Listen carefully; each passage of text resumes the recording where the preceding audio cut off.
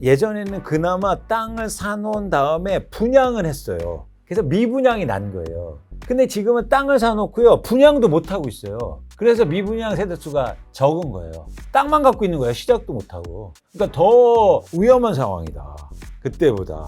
그나마 그때는 분양을 하면 전국 평균 분양률이 58% 정도는 돼요. 최근에는 일부 지역은 10%대 분양을 보여요. 그럼 어떻게 분양합니까? 삽을 뜹니까? 아예 출발도 못하고 있다고요. 단순하게 미분양 세대수만 보시고 그때보다 리스크가 적다라고 생각하시면 안 된다. 근데 이제 시작도 못하고 있다고. 사업을 하고 땅 살 때는 뭐 금리가 2, 3% 정도 수준이었는데 지금 막 7%, 8%, PF는 막 10%까지 올라가니까 감내하지 못하는 거죠. 그래서 금리 충격도 훨씬 크다. 못 버티고 부도가 나는 것들도 저는 훨씬 더 증가할 거라고 보고 있어요. 이거를 계속 이렇게 막아낼 수는 없거든요. 아파트 공화국이라는 수식이 붙을 정도로 아파트에 대한 선호도도 높습니다. 특히나 우리나라 사람들이 아파트를 선호하는 이유는 무엇인가요? 아파트를 선호하는 이유는 투자하기 좋기 때문이에요. 예를 들면 뭐 미국이나 캐나다 같은 데 가보시면 집이 다 다르단 말이죠. 다르게 생겼어요. 주택 같은 경우에. 그래서 일률적으로 가격을 산정하기도 힘들고 의사 판단하기도 되게 어렵거든요. 근데 우리나라는 다 똑같습니다. 30평대, 40평대 규격화돼 있잖아요. 그래서 심지어 아파트를 안 보고 사요. 가보지 않고. 왜냐하면 다 아니까. 근데 투자화되어 있는 상품은 그 속성이 되게 중요하거든요. 차별화가 적을 것. 한국의 아파트는 그러니까 사람들이 좋아하는 거죠. 쓰면서도 투자할 수 있는 자산 보셨어요? 사용도 하면서 투자도 가능해. 이런 거 보셨냐고요? 없죠. 근데 한국의 아파트는 그런 측면에서 굉장히 유리한 겁니다. 사용도 하면서 투자도 가능해요. 그래서 사람들이 아파트를 엄청 좋아하는 거죠. 부동산 불패라는 말이 있듯이 많은 분들이 아파트에 투자하면 돈을 벌 수 있다고 생각을 하시잖아요. 우리나라에만 유독 부동산에 진심인 이유가 있을까요? 그러니까 돈이 되니까 사람들이 아파트를 좋아하고 돈 벌 수 있다는 확신을 갖고 있는 거죠. 이제 그동안 그래왔다는 거거든요. 그동안 그래왔다. 어쨌든 집값은 계속 올라왔다는 건데, 그런데 그래왔기 때문에 그럴 거라고 생각하면 되게 리스크가 큰 거죠. 그래서 앞으로는 달라질 가능성도 있고, 그죠?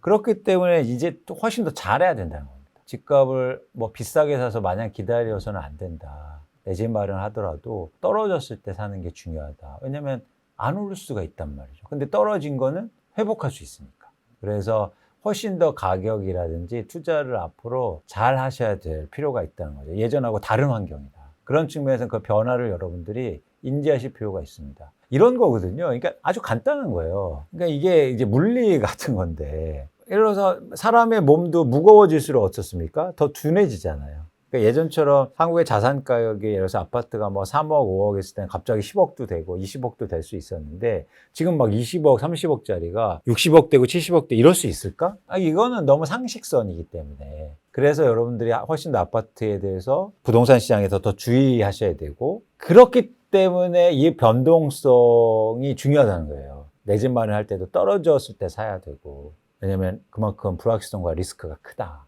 그래서 저는 내 집을 사시든 거주 목적으로 아파트를 구매하시든 어쨌든 그거를 투자로 보셨으면 좋겠다. 근데 투자할 때는 사람들이 투자하는데, 예를 들면 주식 투자하는데 주식 가격은 계속 오를 거니까 언제나 사야지, 이런 사람 없잖아요. 고민도 많이 하고, 그죠? 빠질 수 있다라는 걸 고민하고, 그렇죠? 전 한국의 부동산 시장도 앞으로 그렇게 바라봐야 된다, 여러분들. 그래서 좀 시각의 변화가, 생각의 전환이 좀 필요합니다. 한때 건설사가 집을 지어도 아무도 사지 않아서 이제 미분양에 대한 우려도 컸었잖아요. 그래서 현재 미분양 상황은 어떠한지. 그러니까 우리나라 미분양이 많았던 데가 2008년도고 2010년까지 굉장히 많았는데, 그때 미분양 최대 수가 16만 5천 가구 정도 됐어요, 전국에. 엄청나게 많았죠. 그러니까 지금은 6만 가구예요. 6만 2천 가구인데. 그러니까 그때보다 미분양이 엄청 줄었다고 생각하실 수 있죠. 근데 그때하고 다른 점이 있어요. 뭐냐면 건설사들 입장에서는 그때는 금융이나 건설사 전체가 갖고 있는 부동산 PF라고 하는 일종의 땅을 산 게 80조 원 정도 규모였는데 지금은 130조 원이에요. 물론 땅값이 올라서 규모가 커진 것도 있겠지만, 어떤 말씀을 드리고 싶냐면 예전에는 그나마 땅을 사놓은 다음에 분양을 했어요. 그래서 미분양이 난 거예요. 근데 지금은 땅을 사놓고요, 분양도 못하고 있어요. 그래서 미분양 세대수가 적은 거예요. 이해하셨죠? 땅만 갖고 있는 거야. 시작도 못하고. 일부 뭐 계약금 내고 중도금 낸 상태로. 그러니까 더 위험한 상황이다. 그때보다. 탑도 못 뜨고 있다. 그렇죠. 이해하셨죠? 그나마 그때는 분양을 하면 전국 평균 분양률이 58% 정도는 돼요. 58%는 분양됐다고요. 최근에는 일부 지역은 10%대 분양을 보여요. 그럼 어떻게 분양합니까? 삽을 뜹니까? 아예 출발도 못하고 있다고요. 그래서 이게 단순하게 미분양 세대 수만 보시고 그때보다 리스크가 적다라고 생각하시면 안 된다. 땅이라는 재고 자산이 훨씬 많다. 언론에 공개되는 통계 자료에 눈속임 같은 느낌인 거예요. 눈속임을 의도하진 않았다고 봐요. 그런데 단순하게 보는 거죠. 단편적으로. 그 내면을 읽어야 되는데 이해하셨죠? 그때는 그래서 미분양이 많았어요. 그나마 시작을 해서. 근데 이제 시작도 못하고 있다고. 건설사 입장에서 굉장히 위험하고 금융이나 이런 데 PF를 내준 데는 훨씬 더 위험한 거죠. 이게 기본 구조상 50% 정도 분양하면 땅값은 내가 챙길 수 있거든요. 근데 지금 땅값도 못 챙기잖아요. 시작도 못하고 있으니까. 그러니까 훨씬 더 그 사업하는 주체들은 리스크가 큰 겁니다. 조그마한 중소 건설사 같은 경우에는 사실 거의 뭐 부도 확정이라는 소리도 가끔씩 들리거든요. 그렇죠. 그렇죠. 좀 더 심각한 문제니까 건설사들이 바로 손 드는 거죠. 그래서 도저히 이거는 뭐 진행도 안 되고 워낙 또 금리가 올라와 있잖아요. 사업을 하고 땅 살 때는 뭐 금리가 2, 3% 정도 수준이었는데 지금 막 7%, 8%, PF는 막 10%까지 올라가니까 감내하지 못하는 거죠. 그래서 금리 충격도 훨씬 크다. 그래서 못 버티고 부도가 나는 것들도 저는 훨씬 더 점점 더 증가할 거라고 보고 있어요. 이거를 계속 이렇게 막아낼 수는 없거든요. 예전엔 그나마 말씀드린 것처럼 분양이 어느 정도 돼서 버틸 수는 있었어요. 상대적으로. 근데 아예 지금 분양 시작도 못 하니까. 건설사들이 이렇게 망하면은 어떻게 보면 이 부동산 시장이나 아니면 대한민국 경제에 약간 미치는 영향들이 있을까요? 있죠. 뭐 심리적으로 사실 안 좋을 수 있고, 그 다음에 부동산 시장에서도 건설사들 망하면 뭐 주택도 공급 부족하다 뭐 이런 얘기 이제 나올 수가 있고 여러 가지 이제 변동 원인이 될 수 있는데 이제 과거하고 대비해서 영향력이 좀 적어졌다는 거예요. 예전에 뭐 건설 산업 자체가 GDP에 차지하는 비중이 막 10%, 20%일 때는 엄청 큰 영향이 컸는데 지금 10% 미만, 뭐 5%대, 6%대 이 정도 수준에서는 영향력이 좀 덜해졌다는 거죠. 와, 건설사가 망하면 큰일 날 거다. 예전에 큰일이 10큰일이었다면 지금은 한 5큰일? 이 정도에 줄었다는 거죠. 저희가 이런 판단을 할 때도요, 큰일 났다, 막 위기다라고 그러는데 그 정도에 대해서 생각할 필요가 있어요. 그러니까 위기의 정도가 있을 거 아닙니까? 경보 단계처럼. 그냥 단순하게 큰일이다라고 하면 그때하고 똑같다고 생각하는데 다르다, 달라졌다, 비중 자체가. 그렇게 보시면 좋습니다. 그 건설사 미분양으로 인한 건설사의 부도 이런 부분들이 장기적으로 부동산 가격의 상승을 불러올 수도 있는 건가요? 예를 들어서 아까 다시 이제 돌아가서 건설사들이 망해서 집을 못 짓게 되면 그러면 주택 공급이 부족해서 그러면 전세 가격이 오르고 전세 가격이 오르면 또 갭 투자가 증가해서 집값을 올릴 수 있겠죠. 근데 이게 주택 공급이라는 게 또 재밌는 부분이 있어요. 왜냐면 시장이 좋아지면요 또 바로 공급합니다. 그러니까 왜냐하면 건설업을 한번 생각해 보세요. 건설회사 공장이 있습니까? 없죠. 땅만 있으면 짓는 거예요. 그러니까 예를 들어서 반도체가 부족해요. 그러면 바로 공급할 수 있어요? 없죠. 왜냐면 시설 투자하고 설비 투자하고 막 이렇게 해야 되잖아요. 근데 건설업은 일종의 서비스업이기 때문에 집값 올라? 그럼 바로 땅 사. 그리고 바로 지어. 분양해. 이게 된단 말이죠. 상대적으로. 특히 한국에서. 다른 어느 나라보다 속도가 빨라요. 부족하다는 얘기 나오고 집값 오른다고 그러면 바로 공급이 증가할 수 있다. 그래서 저는 그것도 예전하고는 조금 다른 영향이지 않을까 생각합니다. 이제 많은 분이 청약을 통해 아파트 분양권에 도전하고 있다고 합니다. 이렇게 많은 분이 아파트 청약에 나가서는 이유는 무엇이라고 생각하시나요? 최근에 청약시장이 뜨거운 이유는 유통시장에선 제가 투자나 투기 수요가 줄고 있다고 말씀드렸잖아요. 근데 이 분양시장, 청약시장에는 투자 수요가 들어오고 있어요. 그거는 또 마찬가지로 정책이나 이런 효과가 좀 큰데 분양권 전매가 가능하고 그리고 추첨제 비중이 늘어났습니다. 그러니까 예전에는 그냥 청약 가점 순으로 막 무조건 했잖아요. 근데 지금은 이제 한번 넣어보는 거죠. 될 수도 있으니까, 추첨할 수 있으니까. 그래서 경쟁률이 굉장히 높게 보이는 거예요. 또 하나 뭐냐면 이제 구주택을 내가 거래하려면 돈을 다 내야 되지 않습니까? 근데 이건 어때요? 계약금만 내면 되죠. 그리고 심지어 중도금은 DSR 규제도 안 받아요. 대출 규제를. 그러니까 일단 당첨되고 보는 거예요. 그러다가 가격 오르면 내가 분양권 팔아서 돈 벌어야겠다. 이런 사람들이 많아지고 있어요. 그래서 요즘 청약시장에 보면 20, 30대가 많아지고 있는 이유예요. 20, 30대가 10억짜리 집에 중도금 내고 잔금 내고 그럴 능력은 사실은 없을 가능성이 크잖아요. 근데 계약금 낼 수 있다는 거죠. 계약금 내고 일단 계약해본다. 그다음에 나중에 분양권 오르면 전매해서 내가 돈 벌겠다. 이런 분들이 많아지고 있어서 청약 경쟁률이 상당히 올라가고 있는 이유라고 저는 판단하고 있습니다. 근데 이제 문제인 거예요. 만약에 분양권이 안 오르면 끝까지 이게 입주까지 가야 되잖아요. 근데 내가 중도금 내고 잔금 내고 이걸 대출 전환할 능력이 될까? 그렇게 능력 안 되는 분들이 많이 지금 당첨되고 있다는 거예요. 그러면 그런 물량들이 한 번에 분양권이 나올 수 있잖아요. 그럼 분양권은 떨어질 거 아닙니까? 내가 지금 청약 받은 그 분양 가격보다 분양권을 싸게 팔 수도 있다는 거예요. 그래서 되게 유의하셔야 된다. 최소한 내가 감당해낼 수준에서 분양 받으시라. 아무리 투자 목적이라 하셔도. 그래서 내가 전 재산이 1억인데 그걸 계약금 내고 끝이야. 그러면 큰 낭패를 볼 수 있다. 그거 나중에 전매 안 되고 못 팔면 어떻게 됩니까? 그러면 중도금이나 잔금 다 대출로 전환도 안 돼요. DSR 규제라는 게 이것 때문에. 그러면 연체 비용이 계속 증가해요. 그러면 어쩔 수 없이 분양권을 싸게 팔 수밖에 없다고요. 그래서 여러분들이 좀 주의하셔야 된다. 그걸 무턱대고 처음에는 내가 돈 조금 들어가니까 무조건 분양받으면 장땡이다. 이런 표현 적절한지 모르겠는데 어쨌든 그렇게 막 무작정 받으시면 안 된다. 좀 유의하셔서 보셔야 된다. 근데 요즘에 그런 분들이 많아지고 있다. 그래서 좀 이제 불안한 거죠. 심지어 지금 분양 가격도 비싸거든요.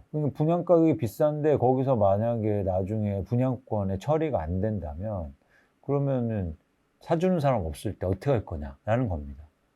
최근 몇 년 전부터 연끌 굉장히 많이 있잖아요. 그러다 보니까 분명히 부동산 시장 전체에는 어느 정도 적지 않은 영향이 끼칠 텐데 그런 부분 혹시 어떻게 보시는지? 그러니까 연끌하신 분들이 이게 자산시장에도 보면은 가격이 고점 신호가 있거든요. 시장에 새로운 수요가 들어갈 때 전형적으로 고점을 형성해요. 그래서 한국에서 2020년과 21년도에 일종의 연끌이라는 젊은 분들이 과도하게 집을 일으켜서 새로운 수요로 진입한 거죠. 그러니까 그때가 사실 집값의 고점이었죠. 그래서 좀 안타까운 측면이 좀 있긴 한데, 근데 이제 전체 자산시장 흐름에서는 미래 수요가 당겨져 온 표현이거든요. 그렇잖아요. 원래 조금 한 5년, 6년 후에 사야 될 수요였는데 미리 빚을 일으켜서 먼저 산 거예요. 그러다 보니까 수요가 줄어드는 또 하나의 원인이기도 해요. 시장 전체 차원에서는. 그래서 연끌 수요가 또 시장의 수요를 많이 줄였다. 단기적으로 갑자기 최근에 얘기처럼 이 수요가 올라오거나 이러기 힘들다. 역설적으로 연끌 수요 때문에 미래 수요가 당겨져 왔다는 거죠. 그런 측면에서 시장을 저희가 연끌 수요는 그렇게 시장을 전망할 때 그런 판단을 하고 있고, 이제 그 부분들은 좀 안타깝죠. 금리도 저는 상당 기간 지금 고금리가 유지될 가능성이 있고, 그렇기 때문에 이자 비용을 계속 내야 되는데 버티시기도 힘드실 수 있어서 이렇게 급매로가 나오면 또 시장의 변동성을 키울 수 있고. 그러니까 이게 저희가 시장의 미래와 변화를 얘기할 때는 이제 가능성, 결국에 확률을 얘기하잖아요. 연끌 가시는 분들이 집을 갖고 있다는 건 어떤 확률을 높이는 겁니까? 갖고 있다고 해서 집값이 더 오를 확률을 높이는 것보다 내려질 확률을 더 높이는 거잖아요. 그러니까 이 연끌 하신 분들이 집을 많이 갖고 있다는 건 내려갈 확률을 높이는 거예요. 연끌 하신 분들이 집을 많이 갖고 있어서 집값이 오를 거라고 얘기하시는 분은 없을 거 아니에요. 그런 확률 차원에서도 사실은 시장에 어떤 리스크로 작용할 수 있다는 겁니다. 그렇다면 이제 연끌 하신 분들은 어떻게 해야 되냐. 지금 무리하게 집을 팔려고 그러면 막 손실을 크게 보고 파셔야 되는데, 그러는 것보다는 집을 거주하시면 좋겠다. 실거주를 안 하시면서 연끌 하신 분들은 좀 힘드실 수도 있겠지만 최대한 거주를 하시라. 그 집에 들어가서 사시라. 그러면 조금 더 그 기간, 어려운 기간을 버텨내기가 좀 쉬울 겁니다. 마음도 그렇고. 그러시면서 그 기간을 잘 버티면 다시 또 가격이 회복할 수 있으니까 그 기간을 실거주하면서 버티라는 거죠. 그러시면서 어려운 기간을 잘 좀 견뎌냈으면 좋겠다는 말씀을 드립니다. 제가 집값 떨어지고 한다니까 연끌하는 사람들한테 네가 그거 할 소리냐라고 하는데, 그거하고는 좀 별개 얘기죠. 왜냐면은 제가 연끌하는 분들 위로하기 위해서 집값 계속 오른다고 얘기할 수는 없잖아요. 그건 시장하고 또 별개니까. 너무 그렇게 저를 연끌하신 분들 미워하지 마시고, 여러분들 그 자가 거주하시면서 어려운 시기를 조금 더 잘 참아내셨으면 좋겠다. 그리고 자산 시장은 다시 또 빠지면 또 오를 수 있기 때문에 여러분들이 그 어려운 시기를 잘 좀 견뎌내서 좋겠다는 생각 갖고 있습니다. 약간 말씀을 주신 건설사 문화에 빗대어 보면 우리나라 부동산 가격은 수요에 좀 더 힘이 강하다. 맞아요. 맞습니다. 그거 되게 중요한 어떤 개념인데 한국의 부동산 가격도 그렇고 공급도 그렇고 결국에는 수요가 이제 더 중요한 시장이 돼요. 그러니까 이게 경제학에서도 이런 게 있거든요. 예전에 고전 경제학은 공급이 수요를 창출한다는 게 있었어요. 이게 일종의 세이의 법칙이라고 하는 건데 만들어내면 팔리는. 한국도 부동산 시장에 그동안 약간 그런 흐름이 있었어요. 근데 훨씬 더 이제 앞으로 수요가 중요한 시장입니다. 그래서 여러분들이 수요에 대해서 많이 고민을 하실 필요가 있어요. 그러니까 제가 지금 막 대부분 얘기하는 게 요즘 특히 뭐 공급이 부족합니다. 이건 아직도 올드 버전의 얘기를 하고 있는 거라고요. 수요를 더 많이 고민하시고 가격을 판단하실 때도 누가 더 비싸게 사줄 사람이 있을까? 그리고 우리나라 수요가 충분한가? 이런 고민들을 더 하실 필요가 있다. 수요가 어떻게 변화할 건가? 투자 수요든 실수요든 그런 차원에서 앞으로 한국의 부동산 시장에서 수요를 더욱더 고민하시는 게 필요하다. 근데 부동산을 분석하시고 막 이런 데들은 아직까지 그동안 계속 그려왔기 때문에 이 공급 위주의 그 생각을 갖고 있어서 집값은 뭐 계속 오를 거다. 공급이 부족하니까. 이런 얘기 아직도 하고 있는 거예요. 근데 세상이 바뀌고 바뀔 것이다. 그런 생각을 저는 되게 강하게 갖고 있습니다. 개인의 삶이 집 때문에 이제 흔들리지 않기 위해서는 어떻게 해야 될지. 일생에서 집을 사는 건 많아도 2-3번 정도 되실 거예요. 뭐 3-4번이신 분도 있고 그러실 텐데 뭐 일생에서 3번이라고 할게요. 근데 그 3번의 기회를 여러분들이 잘 사용하셨으면 좋겠다. 함부로 사고 파는 자산은 아니기 때문에 그 3번의 기회를 내가 언제 사용하지? 그리고 언제 내가 쓰지? 그래서 결국에는 내 집 마련을 하실 때 언제라는 고민을 조금 더 많이 하셨으면 좋겠다. 그 기회가 흔치 않으니까. 그런 고민을 더 많이 하시면 여러분들이 되게 훌륭한 선택을 하실 수 있다. 알리바바 이거 있잖아요. 자, 소원 3가지만 들어줄 거예요. 그럼 우리가 뭐 고민 많이 해서 소원 뭐냐 하지 막 이럴 거 아니에요. 막 10번이나 100번 준다면 뭔 고민해요. 뭐 지금 당장 뭐 고급차 갖고 와. 뭐 이렇게 해서 계속 쓸 텐데. 자, 3번을 주어졌을 때 어떻게 할 건가? 이렇게 하면 마음이 여러분 달라지실 거예요. 그러면 좀 더 차분해지실 거고, 그리고 스스로에 대해서도 한번 내가 지금 집이 필요한가? 언제 필요하지? 내가 능력이 되는가? 지금 시장 상황은 어떤가? 이런 다각적인, 복합적인 고민을 하게 되겠죠. 그래서 여러분들한테 그 램프에서 3번의 기회를 주셨다. 그 3번의 기회를 귀중하게 사용하셨으면 좋겠다라는 말씀을 꼭 드리고 싶습니다. 네.